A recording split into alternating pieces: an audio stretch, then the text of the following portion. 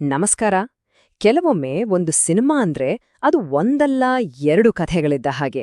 ಒಂದು ಕಾಗದದ ಮೇಲೆ ಅದ್ಭುತವಾಗಿ ಕಾಣೋ ಕಥೆ, ಮತ್ತೊಂದು ಅದನ್ನೇ ತೆರೆ ಮೇಲೆ ತಂದಾಗ ಕಾಣಿಸೋ ಕಥೆ. ಇವತ್ತು ನಾವು ಮಾತಾಡೋಕ್ ಹೊರಟಿರೋದು ಅಂಥದ್ದೇ ಒಂದು ಕನ್ನಡ ಥ್ರಿಲ್ಲರ್ ರಕ್ಕಸಪುರದೋಳ್ ಬಗ್ಗೆ. ಒಂದು ಸಿನಿಮಾ ಯಾಕೆ ಒಂದೇ ಸಮಯದಲ್ಲಿ ಹೊಗಳಿಕೆ ಮತ್ತು ತೆಗಳಿಕೆ ಎರಡನ್ನೂ ಎದುರಿಸ್ಬೇಕಾಯ್ತು ಅನ್ನೋದನ್ನ ಇವತ್ತು ನೋಡೋಣ. ಸರಿ, ಈ ಪ್ರಶ್ನೆನೇ ತುಂಬಾನೇ ಇಂಟ್ರೆಸ್ಟಿಂಗ್ ಅಲ್ವಾ? ನೋಡಕ್ಕೆ ಹೋದ್ರೆ ಒಂದು ಹಿಟ್ ಸಿನಿಮಾಗೆ ಬೇಕಾದ ಎಲ್ಲ ಮಸಾಲಾನೂ ಇಲ್ಲಿದೆ. ಒಂದು ಬ್ರಿಲಿಯಂಟ್ ಆಗಿ ಬರ್ದ ಕಥೆ ಇದೆ, ರಾಜ್ಬಿ ಶೆಟ್ಟಿಯವರಂತಹ ಪವರ್ ಹೌಸ್ ಆಕ್ಟರ್ ಇದ್ದಾರೆ. ಆದ್ರೂ ಸಿನಿಮಾ ರಿಲೀಸ್ ಆದಾಗ ಚರ್ಚೆಯಾಗಿದ್ದು ಅದರ ಒಳ್ಳೆತನಕ್ಕಿಂತ ಹೆಚ್ಚಾಗಿ ಅದರಲ್ಲಿರೋ ಕೊರತೆಗಳ ಬಗ್ಗೆ. ಹಾಗಾದ್ರೆ ಇಷ್ಟೆಲ್ಲಾ ಪ್ಲಸ್ ಪಾಯಿಂಟ್ಸ್ ಇದ್ರೂ ಸಿನಿಮಾ ಯಾಕೆ ಎಡವಿತು? ಈ ಪ್ರಶ್ನೆಗೆ ಉತ್ತರ ಹುಡುಕೋಣ ಬನ್ನಿ. ಮೊದಲಿಗೆ ಈ ಸಿನಿಮಾದ ಕಥೆ ಏನು ಅಂತ ನೋಡೋಣ. ಕಥೆಯ ಒನ್ ಲೈನ್ ಕೇಳ್ದ್ರೇನೆ ವಾವ್ ಅನ್ಸುತ್ತೆ. ಇನ್ಸ್ಪೆಕ್ಟರ್ ಶಿವ ಅಂತ ಒಬ್ಬ ಪೊಲೀಸ್ ಅಧಿಕಾರಿ. ಇವನು ಸ್ಕೀಜೋಫ್ರೇನಿಯಾ ಅನ್ನೋ ಮಾನಸಿಕ ಸಮಸ್ಯೆಯಿಂದ ಬಳಲ್ತಿರ್ತಾನೆ, ಜೊತೆಗೆ ಕುಡಿತದ ಚಟ. ಅವನನ್ನು ರಕ್ಕಸಪುರ ಅನ್ನೋ ಒಂದು ಕುಗ್ರಾಮಕ್ಕೆ ವರ್ಗಾವಣೆ ಮಾಡ್ತಾರೆ. ಆ ಊರಿನಲ್ಲಿ ಕೊಲ್ಲಿದೇವ ಅನ್ನೋ ಒಂದು ದೆವ್ವ ಸರಣಿ ಕೊಲೆಗಳನ್ನ ಮಾಡ್ತಿದೆ ಅಂತ ಜನ ಬಲವಾಗಿ ನಂಬಿರ್ತಾರೆ. ಇಲ್ಲಿಂದ ಶುರು ಆಗುತ್ತೆ ನೋಡಿ ತರ್ಕ ಮತ್ತು ನಂಬಿಕೆಯ ನಡುವಿನ ಅಸಲಿ ಆಟ. ಸೊ ಮೊದಲನೇದಾಗಿ ಈ ಸಿನಿಮಾದ ಅತಿ ದೊಡ್ಡ ಪ್ಲಸ್ ಪಾಯಿಂಟ್ ಯಾವುದು ಅಂತ ನೋಡೋಣ. ಬಹುಶಃ ವಿಮರ್ಶಕರಾಗಿರ್ಲಿ ಪ್ರೇಕ್ಷಕರಾಗಿರ್ಲಿ ಎಲ್ಲರೂ ಒಪ್ಕೊಂಡ ಒಂದೇ ಒಂದು ವಿಷಯ ಅಂದ್ರೆ ಅದು ಇದರ ಸ್ಕ್ರಿಪ್ಟ್. ಕಾಗದದ ಮೇಲೆ ರಕ್ಕಸಪುರದೊಳ್ ಒಂದು ಅದ್ಭುತ ಥ್ರಿಲ್ಲರ್ ಆಗಿತ್ತು. ನೋಡಿ, ಇದು ಒಂದು ಹೂ ಡನ್ ಇಟ್ ಸಿನಿಮಾ, ಅಂದ್ರೆ ಕೊಲೆಗಾರ ಯಾರು ಅಂತ ಹುಡುಗೋ ಕತೆ. ಆದ್ರೆ ಇದು ಅಷ್ಟಕ್ಕೆ ಸೀಮಿತವಾಗಿಲ್ಲ. ಇದು ಅದಕ್ಕಿಂತ ತುಂಬಾನೇ ಕಾಂಪ್ಲೆಕ್ಸ್ ಆಗಿದೆ. ಪೊಲೀಸ್ ತನಿಖೆ, ಊರಿನ ಜಾನಪದ ಕಥೆಗಳು, ಹೀರೋನ ಒಳಗಿನ ಮಾನಸಿಕ ಸಂಘರ್ಷ, ಹೀಗೆ ಹಲವು ಲೇಯರ್ಗಳನ್ನ ತುಂಬನೇ ಚಾಣಾಕ್ಷತನದಿಂದ ಒಂದಕ್ಕೊಂದು ಬೆಸೆದಿದ್ದಾರೆ.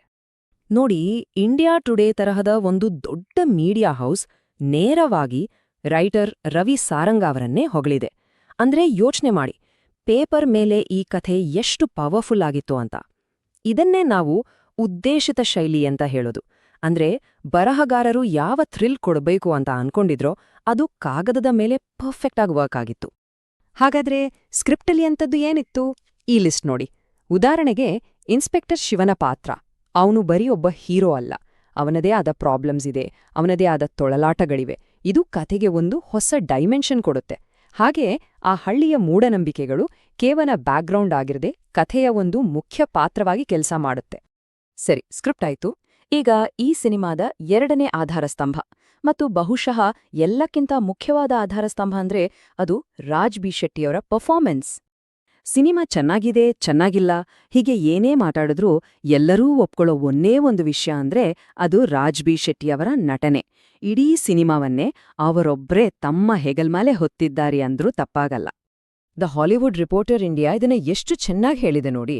ಅವರು ಕೇವಲ ನಟನೆ ಮಾಡ್ಲಿಲ್ಲ, ಆ ಶಿವ ಅನ್ನೋ ಪಾತ್ರದ ನೋವು, ಒಂಟಿತನ ಎಲ್ಲವನ್ನೂ ಪ್ರೇಕ್ಷಕರಿಗೆ ತಲುಪಿಸ್ಬಿಟ್ರು. ಅವರ ಪರ್ಫಾರ್ಮೆನ್ಸ್ ಇಡೀ ಸಿನಿಮಾದ ಹೃದಯವಾಗಿತ್ತು. ಇಲ್ಲಿವರೆಗೂ ಎಲ್ಲವೂ ಪರ್ಫೆಕ್ಟ್ ಅಲ್ವಾ? ಅದ್ಭುತ ಸ್ಕ್ರಿಪ್ಟ್, ಅದ್ಭುತ ನಟನೆ. ಆದ್ರೆ ಕಥೆಯಲ್ಲಿ ಒಂದು ಟ್ವಿಸ್ಟ್ ಇದೆ. ಕಾಗದದ ಮೇಲೆ ಇದ್ದ ಸಿನಿಮಾ ಸ್ಕ್ರೀನ್ ಮೇಲೆ ಬಂದಾಗ ಸ್ವಲ್ಪ ಬೇರೆಯೇ ಆಗಿತ್ತು. ಇಲ್ಲೇ ನಮಗೆ ಉದ್ದೇಶಿತ ಶೈಲಿಗೂ ನೈಜ ಶೈಲಿಗೂ ಇರೋ ವ್ಯತ್ಯಾಸ ಕ್ಲಿಯರ್ ಆಗಿ ಕಾಣೋಕೆ ಶುರುವಾಗುತ್ತೆ. ಈ ಟೇಬಲ್ ಇದು ಇಡೀ ಸಿನಿಮಾದ ಸಾರಾಂಶವನ್ನೇ ಹೇಳ್ಬಿಡುತ್ತೆ. ಒಂದು ಕಡೆ ಸ್ಕ್ರಿಪ್ಟ್, ರಾಜ್ಬಿ ಶೆಟ್ಟಿ ಪರ್ಫಾರ್ಮೆನ್ಸ್ ಮತ್ತು ಒರಿಜಿನಲ್ ಐಡಿಯಾ, ಇವೆಲ್ಲ ಪ್ಲಸ್ ಪಾಯಿಂಟ್ಸ್. ಇನ್ನೊಂದು ಕಡೆ ಡಿರೆಕ್ಷನ್, ಟೆಕ್ನಿಕಲ್ ಅಂಶಗಳು ಮತ್ತು ಸಪೋರ್ಟಿಂಗ್ ಆಕ್ಟರ್ಸ್, ಇವು ಮೈನಸ್ ಆದ್ವು.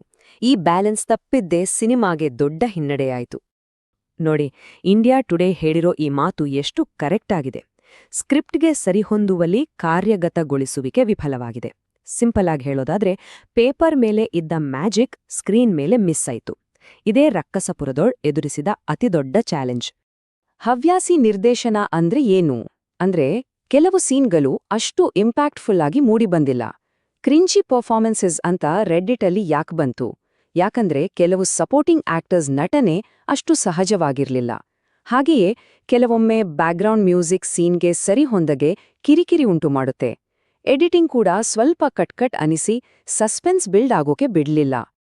ಹಾಗಾದ್ರೆ ಈ ಎಲ್ಲ ಪ್ಲಸ್ ಮೈನಸ್ ಎಲ್ಲ ಸೇರಿ ಫೈನಲ್ ರಿಸಲ್ಟ್ ಏನಾಯ್ತು? ಸಿನಿಮಾ ಬಾಕ್ಸ್ ಆಫೀಸಲ್ಲಿ ಏನಾಯ್ತು? ಜನ ಇದನ್ನ ಹೇಗೆ ಸ್ವೀಕರಿಸಿದ್ರು? ಬನ್ನಿ ನೋಡೋಣ.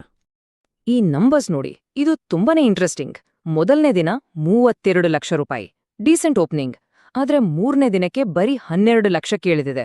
ಅಂದ್ರೆ ನೆಗೆಟಿವ್ ಮಾತುಗಳು ಬೇಗ ಹರಡಿದೆ. ಆದ್ರೆ ಟ್ವಿಸ್ಟ್ ನೋಡಿ, 10ನೇ ದಿನಕ್ಕೆ ಮತ್ತೆ 40 ಲಕ್ಷ.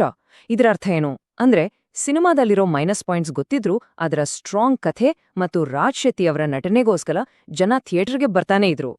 ಸರಿ, ಈ ಕಲೆಕ್ಷನ್ನ ಅರ್ಥ ಮಾಡ್ಕೊಳ್ಳೋಕೆ ನಮ್ಗೆ ಬಜೆಟ್ ಗೊತ್ತಿರ್ಬೇಕು. ಈ ಸಿನಿಮಾವನ್ನ ಸುಮಾರು 7.5 ಕೋಟಿ ರೂಪಾಯಿ ಖರ್ಚು ಮಾಡಿ ತೆಗ್ದಿದ್ರು.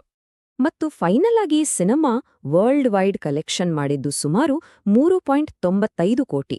ಅಂದ್ರೆ ಇಷ್ಟೆಲ್ಲ ವಿಮರ್ಶೆಗಳ ನಡುವೆಯೂ ಸಿನಿಮಾ ಫ್ಲಾಪ್ ಆಗ್ಲಿಲ್ಲ. ಪ್ರೊಡ್ಯೂಸರ್ಸ್ ಸೇಫ್ ಆದ್ರು. ಇದೊಂದು ಸಾಧಾರಣ ಹಿಟ್ ಅಂತಾನೆ ಹೇಳ್ಬೋದು. ಸೊ ಕೊನೆಗೆ ರಕ್ಕಸಪುರದೋಳ್ ನಮಗೆಲ್ಲ ಒಂದು ಕೇಸ್ ಸ್ಟಡಿಯಾಗಿ ಉಳಿಯುತ್ತೆ. ಒಂದು ಅದ್ಭುತವಾದ ಐಡಿಯಾ ಇತ್ತು, ಆದ್ರೆ ಅದನ್ನ ಸ್ಕ್ರೀನ್ ಮೇಲೆ ತಂದ ರೀತಿ ಅಷ್ಟು ಚೆನ್ನಾಗಿರ್ಲಿಲ್ಲ. ಇದು ಒಂದು ಐಡಿಯಾ ಎಷ್ಟು ಮುಖ್ಯವೋ ಅದನ್ನ ಕಾರ್ಯರೂಪಕ್ಕೆ ತರೋ ನೈಜ ಶೈಲಿ ಕೂಡ ಅಷ್ಟೇ ಅಥವಾ ಅದಕ್ಕಿಂತ ಹೆಚ್ಚು ಮುಖ್ಯ ಅನ್ನೋದಕ್ಕೆ ಒಂದು ಪರ್ಫೆಕ್ಟ್ ಉದಾಹರಣೆ. ಹಾಗಾದ್ರೆ ಈ ಇಡೀ ವಿಶ್ಲೇಷಣೆ ನಮ್ಮನ್ನ ಒಂದು ಮೂಲಭೂತ ಪ್ರಶ್ನೆ ಹತ್ರ ಕರ್ಕೊಂಡ್ಬರುತ್ತೆ. ಒಂದು ಅದ್ಭುತವಾದ ಐಡಿಯಾ ಇದ್ರೆ ಮಾತ್ರ ಸಾಕಾ ಒಂದು ಒಳ್ಳೆ ಸಿನಿಮಾ ಮಾಡೋಕೆ? ರಕ್ಕಸಪುರದೋಡ್ ಕೇಸ್ ನೋಡಿದ್ರೆ ಸಾಲ್ದನ್ಸುತ್ತೆ. ಹಾಗಾದ್ರೆ ಒಂದು ಒಳ್ಳೆ ಕಥೆ ವೀಕ್ ಮೇಕಿಂಗ್ ಅನ್ನ ದಾಟಿ ಗೆಲ್ಲಬಹುದಾ, ಅಥವಾ ಕೊನೆಗೆ ಮೇಕಿಂಗ್ ಅಷ್ಟೇ ಎಲ್ಲವನ್ನೂ ನಿರ್ಧರಿಸುತ್ತಾ? ಇದ್ರ ಬಗ್ಗೆ ಯೋಚನೆ ಮಾಡಿ.